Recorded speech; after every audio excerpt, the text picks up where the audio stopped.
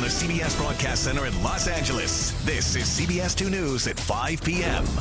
The monster Woolsey Fire brings a day of mixed emotions. A flare-up in Lake Sherwood causes worry as flames get out of control. Meanwhile, happiness and relief in several cities when evacuees get the green light to return home.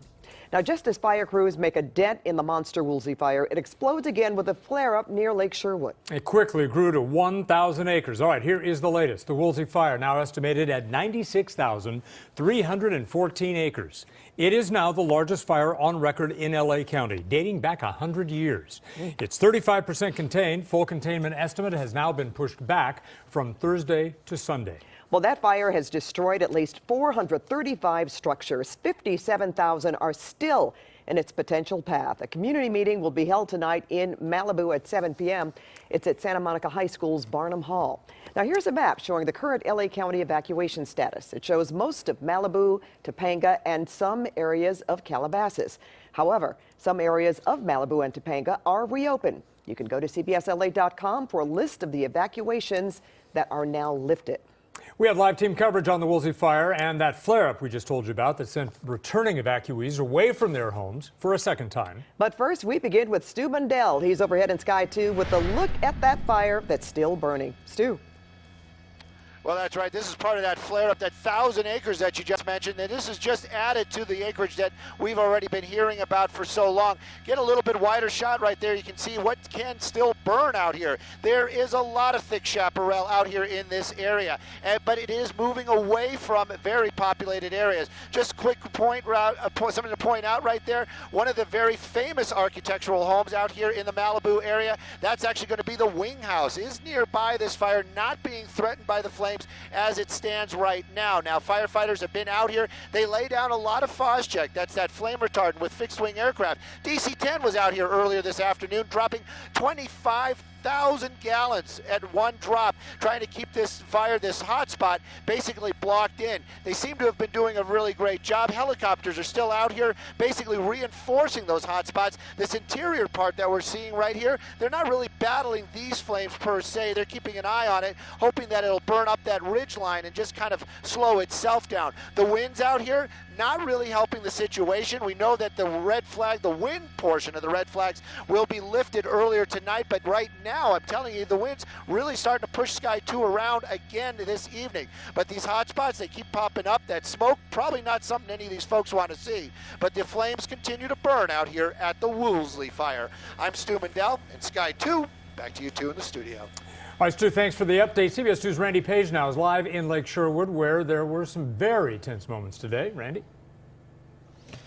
Jeff, there were, and this Lake Sherwood is perfectly positioned because that flare-up you're talking about was right up on that ridge. That ridge is where Stu was showing us video a moment ago. This flank of the fire blew up at about 9:15 this morning. You can see the strength of the wind by the shape of the smoke. It's almost horizontal as it races up the walls of the canyon. The air attack was fierce for at least 4 hours, with plenty of resources available to join the fight. Water-dropping helicopters were able to fill up at Lake Sherwood and be back on the fire within minutes because the flare-up was so close here along the ridgeline on a peak called Boney Mountain. At this point, the wind was blowing the fire away from homes, and firefighters wanted to knock it down before it had a chance to change its mind. Firefighters weren't the only ones caught by surprise when the fire blew up without warning. One former LA City firefighter who's lived in the Lake Sherwood area for 30 years was impressed by what he saw. Most of this area was burned like 5 to 10 years ago, so I'm optimistic that they can keep it out of the houses in this area.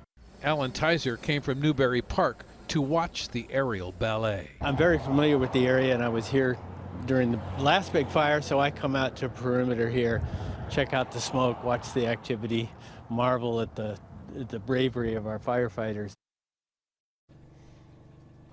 And we're just now beginning to see a lull in the helicopters coming through here. They have been coming just constantly. It could be that it's getting dark. Maybe they're going to slow down a little bit. We don't know exactly. But we can tell you that I did speak to a captain here at Ventura County Fire earlier today who said that in a way this big flare-up actually helped them out because they've been able to stop it in its tracks and has given them some kind of buffer. So they're actually taking out some of the fuel is a good thing, and they're feeling good about it at this hour. Jeff, Pat? All right, thanks, Randy. That's good news because it wasn't good news when I saw that smoke, that's for sure. We are still under a red flag warning for the latest on the conditions along the fire lines. Here's Garth Kemp. Yeah, I was about 4 miles from that this morning over the hill, Pat, when it broke up, and those winds were starting to kick up more than yesterday. But things have settled down. Let me give you some good news, everybody, because it's been forever since we've even tried to deliver some good news. There it is. First of all, we have now just dropped the red flag warning through LA County, through downtown, over towards the San Gabriel Valley. You can see it there all the way out to the coast. Now, the red flag warning for the rest of those areas, the IE, Anaheim coast, out through the up towards Ventura, LA County, Ventura area, the mountains there, Santa Monica Mountain Range, through tomorrow at 5 in the afternoon. So we're slowly starting to come off this thing. This is the other good news. I was waiting and watching for this just 4 minutes ago. This was all covered in high wind warnings. Not the case right now. That has spread down. This is what we have left. These are wind advisories, much, much better. That means the winds have settled down for us. They will go through early tomorrow morning to about midday tomorrow. That's what we're keeping an eye on right now. We are about to change and go back on shore already. Getting a little sea breeze by some of the coast areas. We'll have your full forecast in just a few minutes. Back to you, too. All right, good news. Thank you, Garth. More evacuations are being lifted as firefighters get the upper hand on the Woolsey Fire. Some homeowners are grateful, while others, unfortunately, are in pain. And CBS 2's Michelle Gili is live on Parkmore and Kenrose and Calabasas, where some homes are still standing and others are gone. Michelle? You know what, Pat, what we saw today was neighbors hugging and then some of them crying. Dogs made a beeline for their favorite spots inside of their houses, and there was a lot of unloading to do. I can tell you that people are so grateful to be home tonight.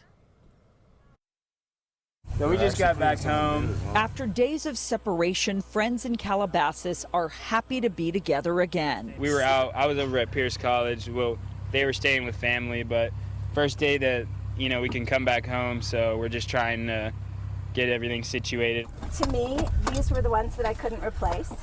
This is my dad. Late this morning, Kelly Wallace came home 5 days after evacuating from Calabasas. Around 11 a.m., the roadblocks were removed and people began unpacking their cars. Your first impressions as you drove in? Horrific. I bawled my eyes out as I came over the mountain. It's really bad. It's really, really bad. But you know what? We're all safe. Almost everyone I know still has their home. And, we're all alive and our pets are good. So UCLA research scientist Percashin Corambeth and his wife knew they would have nothing left on Parkmore Drive in Calabasas.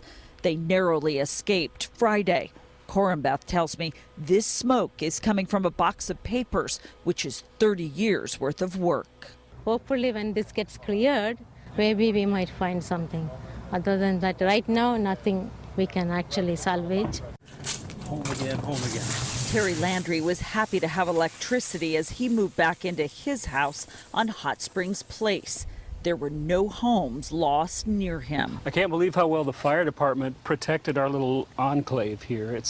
These guys are heroes. I'm speechless.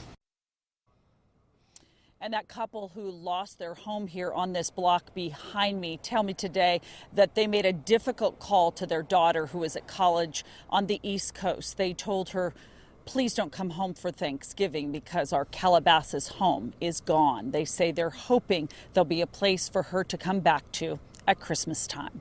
That's the latest live here. I'll toss it back to you. Thanksgiving. Wow, Michelle, thanks so much. Now, over the hill to Malibu. Many people there have lost their homes, and that includes some celebrities. Yes, some of them have returned to see what's left after the fire and to help out their community. And part of the PCH is now open to residents. CBS 2's David Goldstein is live in Malibu with more information. Goldie. Yeah, Pat, the mandatory evacuation has just been lifted in the eastern portion of Malibu here. In just the last half hour or so, we're at Duke's Restaurant at Las Flores Canyon. So from Coastline Drive through Sunset all the way up to Carbon Mesa, residents are now allowed in on PCH. That certainly is good news for those, of course, who were evacuated. Also for those who stayed during the fire because they were running out of food here at Duke's Restaurant. They have been serving them free of charge the last couple of days, and in the last 24 hours, residents took to the seas to bring in more supplies. Malibu residents took to the Pacific to get much-needed supplies. That's breaking. Someone wants to grab this one. By inflatable raft, jet ski, even surfboard, they formed a human chain. How many loads is this for you? I don't know, 20, 30. They brought in more than 100 cases of water from a luxury boat off the coast. It's surfboards, it's jet skis, it's anything, right? Oh, absolutely, all hands on deck. I mean, that's the definition of community. Everybody does whatever they can, regardless of resources available to help the greater goods. The supplies were distributed at Point Doom Elementary School to residents who stayed throughout the fire. Malibu's strong, the sign says, as community helps community. And what does all this mean to you guys? It's amazing. We're running low on our house, so this is great. We can't even explain how thankful we are for everyone who's brought stuff. As work crews cut trees and work to restore electricity before PCH is reopened to residents, others who stayed also came to Duke's restaurant. Here, free meals were rolled out for everyone. Do you have any food left in your house? Zero. I don't have a stitch of water. I have absolutely nothing, which, I mean, without Duke's here, I don't even know what we would have done. And residents here who stayed certainly thankful for all that free food and supplies. But again, the big news, the mandatory evacuation in the eastern portion of Malibu, that from Coastline Drive up to Costa Mesa, PCH is open to residents only. We're live here in Malibu. I'm David Goldstein, CBS 2 News. Back to the studio. All right, thank you, David. Well, a lot of damage and devastation means a lot of people are needing help. And that's why CBS 2 and KCAL 9 are partnering with the LA Rams and United Way to help those impacted by the Woolsey and Hill fires. Right now, you can donate online by going to cbsla.com/CBSLA-helps. And then be sure to watch CBS 2 and KCAL 9 tomorrow for our live fundraiser from 11 a.m. to 11 p.m. Just ahead at 5, an Orange County McDonald's manager is attacked. Yeah, she's beaten and choked by a customer upset over ketchup. We will show you the fast food assault. Plus, a community still reeling from the borderline mass shooting. They gather at a growing memorial right outside the bar to continue to pay their respects. Then breaking news, Monday Night Football moved from Mexico City. Why the Rams will now be battling the Chiefs here at home.